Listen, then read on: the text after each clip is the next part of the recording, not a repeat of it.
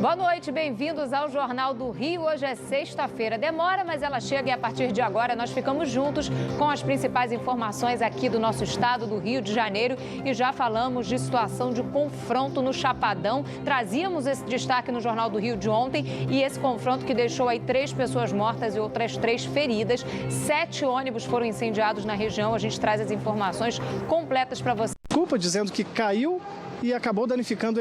Sobre a região serrana, as charretes puxadas a cavalo agora foram transformadas, são charretes elétricas e já estão sendo testadas em Petrópolis. A nossa reportagem esteve no local e vai te mostrar um pouquinho sobre esse assunto. E hoje, lógico, sexta-feira, dia de se programar para o fim de semana, vamos falar da previsão do tempo e também programas culturais para você aproveitar. Natasha Franco ao vivo com a gente. Em 30 segundos no Jornal do Rio, a gente está de volta.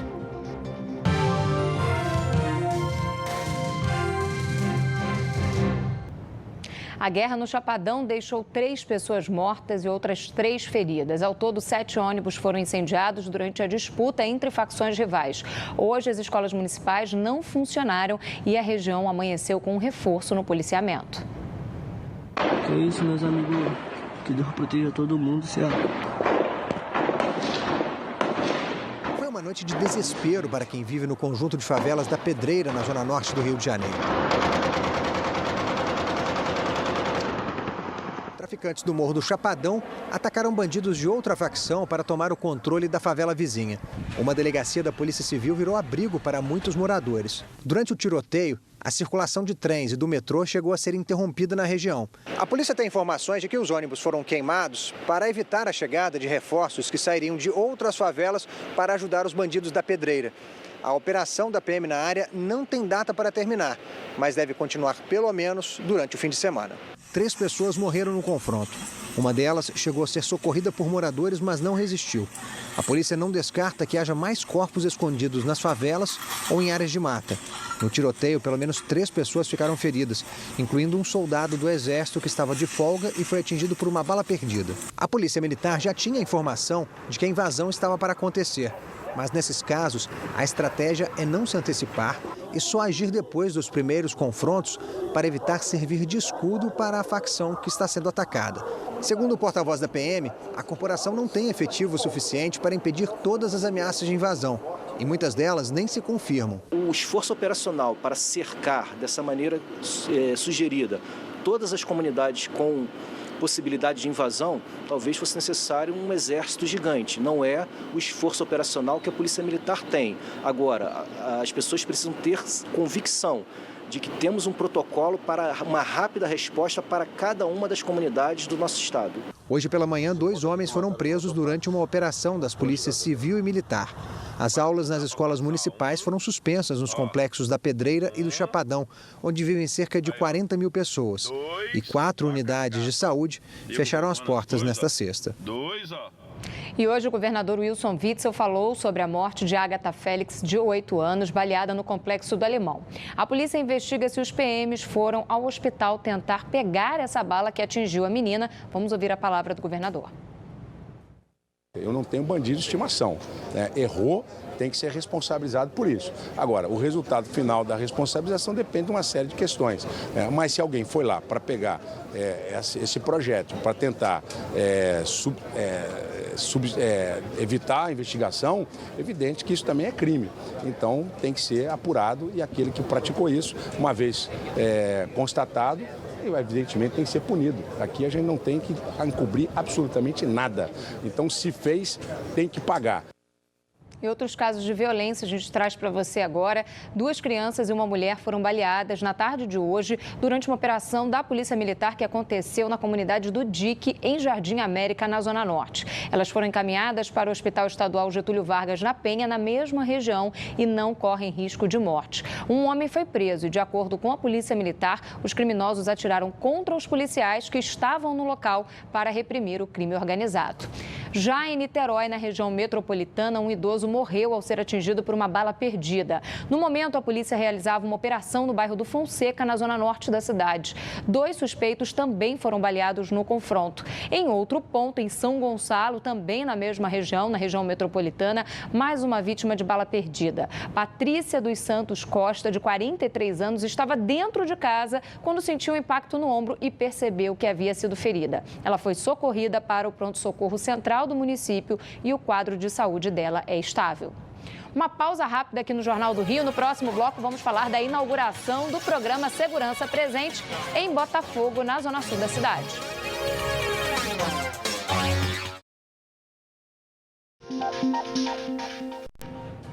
Hoje, os acusados de terem executado a vereadora Marielle Franco e o motorista dela, Anderson Gomes, foram ouvidos por teleconferência. Os pais de Marielle estiveram no Tribunal de Justiça para acompanhar essa audiência e quem tem todos os detalhes sobre essa situação é o Fernando Davi, que está ao vivo com a gente. Oi, Fernando, conta pra gente os detalhes. Boa noite. Pois é, boa noite para você também, uma ótima noite a todos. Esses depoimentos acabaram de acabar, foram cerca de 2 horas e 40 aqui de duração dessa audiência. Os responsáveis, pela morte, aqueles que são acusados pela morte de Marielle Franco e de Anderson Gomes, estão presos na Penitenciária Federal de Porto Velho, Rondônia. Por isso, então, eles foram ouvidos por teleconferência aqui na 4ª Vara Criminal do Tribunal de Justiça do Rio de Janeiro. Como esse processo corre em sigilo, a imprensa não foi autorizada a acompanhar a audiência. Para o Ministério Público, os dois são os responsáveis pelaquela emboscada, que terminou com a morte da vereadora e também do motorista. Eles negam as acusações. Agora, o detalhe é que essa audiência acontece bem no dia seguinte daquela operação de ontem da Polícia Civil, que terminou com 4 presos, entre eles a esposa de Rony, Elaine Lessa. O grupo é acusado de obstrução de justiça, eles teriam ocultado a arma utilizada no crime, a submetralhadora HK MP5. Um pescador contou que recebeu R$300 para que esse armamento fosse jogado no fundo do mar, próximo às Ilhas Tijucas, cerca de 2 quilômetros de distância da costa, da orla da Barra da Tijuca. Os mergulhadores bombeiros já fizeram várias buscas ali na região, mas até agora nada foi encontrado. Os pais de Marielle Franco acompanharam aqui a audiência e a gente conversou com eles quando eles chegavam aqui ao Tribunal de Justiça. Vamos ouvir. Cada dia sai uma notícia nova e a gente espera que hoje realmente tenha alguma coisa do desenrolar de ontem, qualquer coisa mais positiva em relação ao depoimento deles. Acho que essa segunda fase é fundamental que a gente mantenha isso, entendeu? Muito, muito sério, muito vivo, que a gente consiga saber o motivo e os mandantes. É isso, fica cada vez mais claro então, Thaís, como foi a dinâmica do crime, da execução de Marielle Franco. Resta agora descobrir o que todo mundo sabe, principalmente, é claro, a família da vereadora e do motorista Anderson Gomes, quem foi ou quem foram os mandantes desse crime terrível, Thaís. Obrigada, Fernando, pela sua informação. A gente segue por aqui falando de tentativa de combater a insegurança no estado do Rio de Janeiro. O programa Segurança Presente chegou hoje a Botafogo, na Zona Sul. A inauguração contou com a presença do governador Wilson Witzel. A base do Segurança Presente em Botafogo vai ficar situada na Praça Nelson Mandela, próximo à estação do metrô. A partir de agora, das 8 da manhã às 8 da noite, 51 agentes vão patrulhar o bairro. O programa conta ainda com ações de apoio social, entre elas o acolhimento de moradores em situação de rua. A base foi inaugurada com a presença do governador Wilson Witzel. E vamos trazer o Rio de Janeiro para índices civilizatórios. E por isso, a importância do programa Segurança Presente. O Segurança Presente Botafogo é o 14º inaugurado em todo o estado. Moradores já aguardavam pela chegada do programa na região, que vem sofrendo com a criminalidade. Dados do Instituto de Segurança Pública mostram que entre os meses de janeiro e agosto deste ano, foram registrados mais de 1.000 assaltos a pedestres na região.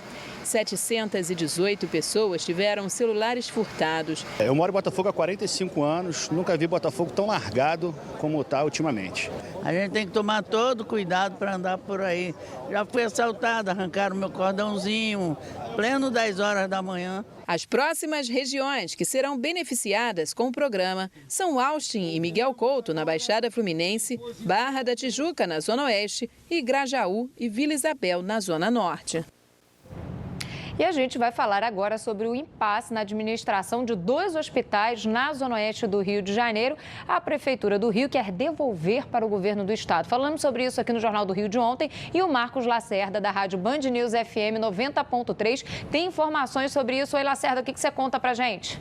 Oi, Thaís, boa noite a todos. Hoje, o governador do Rio, Wilson Witzel, disse que deve se reunir com o prefeito Marcelo Crivella na semana que vem para tentar um acordo em relação à administração dos hospitais Albert Schweitzer, em Realengo, e o Rocha Faria, em Campo Grande, os dois na Zona Oeste do Rio de Janeiro. Desde 2016, esses hospitais que eram estaduais se transformaram em municipais, nas gestões do ex-prefeito Eduardo Paes e do ex-governador Luiz Fernando Pezão. Crivella afirma que não vem recebendo repasses do governo do estado para ajudar nessa questão da administração dos hospitais. O governador Wilson Witzel diz que vai pagar 6 milhões de reais para as unidades nos próximos dias, mas que isso depende de um acordo, de uma assinatura de um convênio, que foi prometido em junho e ainda não foi pago. A Prefeitura informou que gasta 200 milhões de reais por mês na manutenção desses 2 hospitais. Esse encontro entre Witzel e Crivella deve acontecer semana que vem,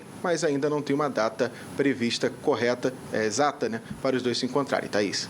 Obrigada, Lacerda, pela sua informação. Mais informações sobre esse assunto na Band News FM. Intervalo agora e a seguir a gente fala do início dos testes das charretes elétricas que vão substituir os cavalos em Petrópolis, na região serrana.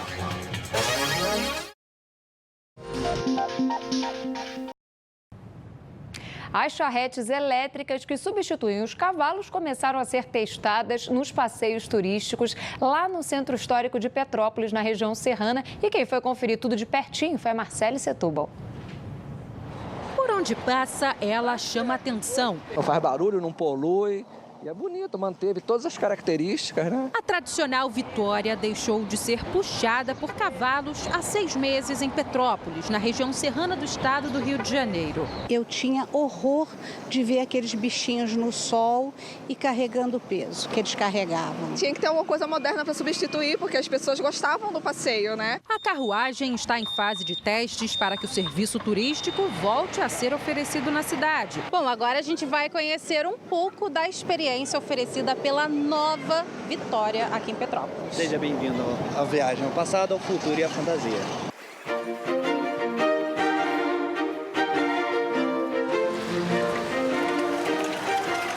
Esta carruagem elétrica é a primeira construída inteiramente aqui no Brasil. Obrigada pelo passeio, Andreas. Mas essa não é a única experiência que os turistas vão poder ter aqui na cidade de Petrópolis. A expectativa da Prefeitura é de que outros veículos façam o mesmo serviço no município. A ideia é que eles não fiquem apenas no centro histórico, mas façam passeios em outros pontos, como o Palácio Quitandinha e o Parque Natural de Petrópolis. A gente tem uma gama bastante variada de prestadores de serviço que inovam não só no veículo, mas também no serviço, como, por exemplo, o serviço de bike tour aqui para a cidade. No total, 12 empresas testam veículos diferentes para cada área da cidade. A mudança também trouxe polêmica. Os charreteiros que usavam os cavalos continuam sem trabalho e reclamam que a Prefeitura prometeu que todos teriam as charretes elétricas. Foi combinado em dar para a gente. Nós não tivemos recompensa nenhuma com eles com isso. A Prefeitura informou que a condição para que as empresas recebam autorização para o serviço é de que os 13 charreteiros que ficaram sem empregos sejam recolocados nos novos veículos. Com essa frota construída, com certeza a nossa empresa vai estar de portas abertas para os charreteiros, que com certeza vão trazer um valor agregado para a gente também, uma experiência que eles têm aí de história de tantos anos de trabalho. E, ao mesmo tempo, a gente também pretende, claro, dar treinamentos, desenvolvimentos para eles que eles se adequem a essa nova forma de trabalho. E agora a previsão do tempo, afinal o fim de semana está chegando e vai ser bom para quem gosta de praia. Olha só que belas imagens você acompanha. O sábado pelo menos está garantido, tá? O dia vai ser de céu claro, vai fazer calor. Os termômetros podem chegar a marcar 37 graus, tá bom para você? À noite a temperatura cai um pouquinho, deve ficar em torno dos 18 graus. Já no domingo, aí sim a situação começa a mudar. A previsão do tempo é de céu nublado, aí com pancadas de chuva na parte da noite, máxima de 33, mínima de 19 graus. Democrático esse fim de semana, vai ter opção para todo mundo. E seguimos por aqui agora falando do The Maze, um bar de jazz que faz um sucesso danado lá na comunidade Tavares Bastos, no Catete. Agora ele corre o risco de ser desocupado e a gente vai entender o motivo na reportagem da Natasha Franco. A visitação não para por aqui e quem chega se surpreende. Essa vista é impagável, realmente muito lindo. O The Maze é a casa do Bob, um inglês que mora nesse local há quase 40 anos e transformou a própria casa num espaço para shows de jazz e eventos culinários. Está cumprindo o dever de me dar de volta o amor que Rio de Janeiro fez para mim. O The Maze abriu ao público há mais de 20 anos pela primeira vez e desde então é um point cultural da cidade. De um tempo para cá, fez parte até do calendário oficial fornecido pela Rio Tour de Turismo do Rio. Muito por conta dessa bela vista que ele oferece. Mas desde maio, por aqui, apenas visitantes esporádicos. O palco está assim, vazio. Tudo por conta de uma decisão da prefeitura de fechar o lugar. Bob conta que a exigência era para conseguir liberação do Corpo de Bombeiros. Depois de diversos laudos e vistorias, ele agora se vê preso na burocracia. E que todos os documentos foram entregues aos bombeiros há 1 mês e meio. E até agora, nada de resposta. Isso é mais que meu sonho. Primeiro é a minha casa, onde eu moro com minha família, né? Mas é o sonho, sim. Bob decidiu entrar na justiça e tenta provar que não há risco para os frequentadores e nem mesmo para ele e a família. É que existe até a possibilidade dele, aos 76 anos, ser despejado do local. Seria lógico que o Estado permitisse que fosse feita uma perícia judicial, entendeu? Fosse feita obras de restauro. É um imóvel que a posse já é do The Maze há muito tempo. Com o fechamento, Bob vive da ajuda de familiares e amigos, sem contar que isso afetou o emprego de diversas pessoas, assim como o movimento na comunidade gerado pela abertura da casa. Procuramos o Corpo de Bombeiros para entender a demora, mas a assessoria informou que só poderia consultar informações na segunda-feira, já que o expediente do órgão terminava meio-dia nas sextas-feiras. Já em relação à prefeitura, a nossa produção aguarda uma resposta da Secretaria de Fazenda sobre a liberação comercial do espaço. A eleição do Conselho Tutelar do Rio de Janeiro acontece nesse domingo nas escolas públicas da rede municipal, das 9 horas da manhã até as 5 horas da tarde. Todos serão eleitos, ao todo, serão eleitos 190 conselheiros pelo voto direto. O local de votação é de acordo com a zona da seção eleitoral do título de eleitor. O Conselho Tutelar atende pais e responsáveis legais de crianças e adolescentes, conforme o estatuto, além de fiscalizar órgãos que atendem ao público infanto-juvenil. O resultado da eleição sai no Diário Oficial do município na próxima quinta-feira, dia 10. Intervalo rápido e te faço aquele convite. No próximo bloco tem Divirta-se aqui ao vivo com a Natasha Franco e vamos trazer boas dicas para você aproveitar o seu fim de semana.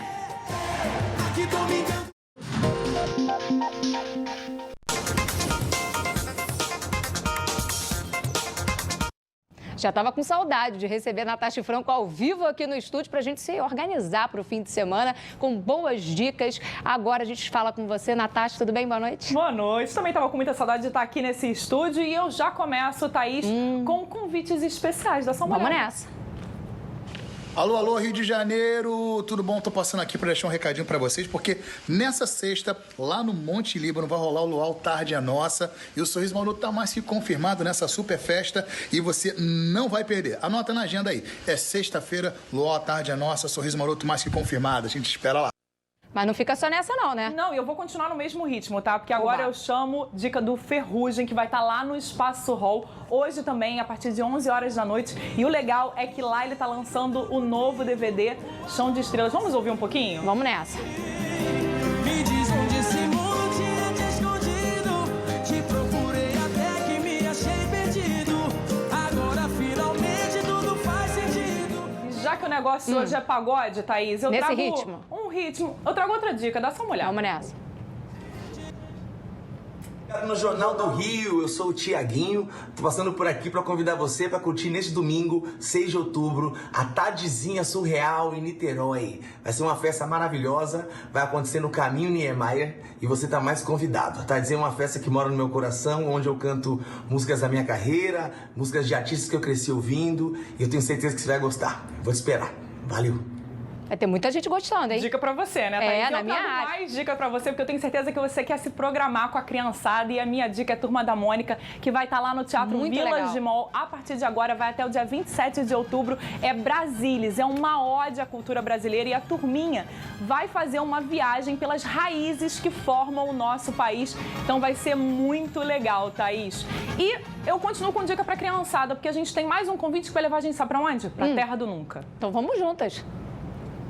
Ei, pessoal, nós viemos diretamente da Terra do Nunca aterrissar no Teatro Bangu. Do dia 28 de setembro ao dia 6 de outubro, sábados e domingos às 4 horas. Vem com a gente pra Terra do Nunca! Vem! E de teatro para criança, eu vim para teatro para adultos, só que com musical, que é Grandes Encontros da MPB. Está estreando hoje lá no Teatro Riachuelo. E por lá, Thaís, a gente vai ouvir clássicos da música com as parcerias que fazem a mistura da nossa música popular brasileira. E quem for lá no Teatro Riachuelo vai ficar até novembro, Grandes Encontros da MPB. E o legal disso é que você vai encontrar os clássicos, tipo Aquarela, vai encontrar Garota de Ipanema, Águas de Março. Tem muita dica legal. E eu acho que o que a gente tem foram diversas dicas para todos os gostos, né, Thaís? Muitas boas dicas. E olha, por 2 vezes eu tive a chance de comandar aqui o noticiário do Jornal do Rio. Nesta segunda oportunidade, apenas por alguns meses. Agora eu assumo novos desafios, mas aqui na Band, na direção de jornalismo do Rio de Janeiro. Nos próximos dias, você fica na companhia dela, de Natasha Franco. Sempre obrigado pela companhia. Bom fim de semana para você. Até breve, com certeza. Boa noite. Até segunda, gente. Tchau, tchau.